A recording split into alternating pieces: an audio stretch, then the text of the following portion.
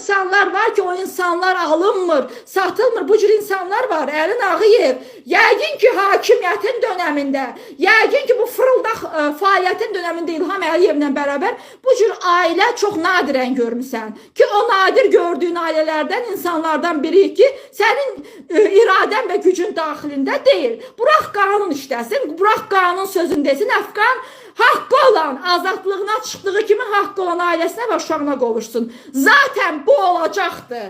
Yaşayırıqsa biz onun üçün gedəcəyik. Sən bunu məhdudlaşdıra bilməyəcəksən. Özünüzü biabır eləməyin. Özünüzü bir daha biabır eləməyin. Siz bizim mübarizənin qarşısını alacaq gücdə deyilsiniz. İmkan verin, bir daha deyirəm. Qanun işləsin. Özünüzü biabır eləməyin. Əlin Ağayev özünə hörmət elə.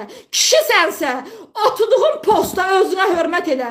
Mən gözəl bilirəm ki, İlham Əliyevin qeyri-rəsmi bütün istəkləri Əlin Ağayevin masasında həll olunur. İlham Əliyevin bütün şərəfsiz uğraşdığı Əlin Ağayevin masasında birbaşa Əlin Ağayevin göstərişi və sərəncamıyla, qolunla müzakirə olunmadan icra olunur. Şərəfiniz olsun. Ölkəni niyə bu vəziyyətə qoyursunuz?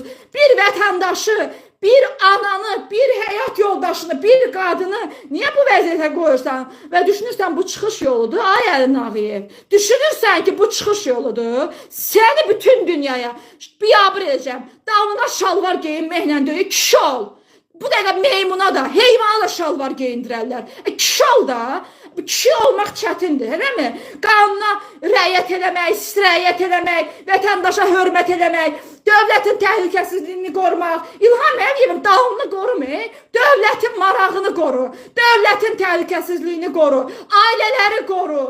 Bu nə hərəkət edirsiniz? Ayıb deyilmi? Siz ən yüksək postda oturup bu şərəfsizliyə necə imza atırsınız?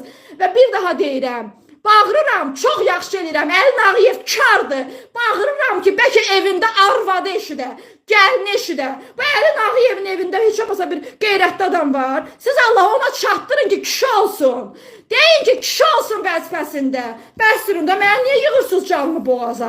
Bəsdirin də, ayıb deyilmi? Ay humanistlər. Siz ailəni məhv edin uşağı, siz mənim uşağım bütün ömrünü həbsxana qapısında keçirdi.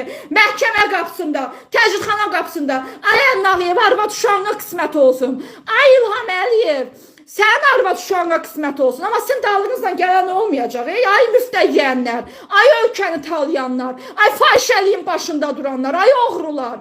Bəsdirin də, nə qədər deyirəm susum, səbr edeyim, gözləyim. Bu uğraşlara nə qədər səbr edeyim mən?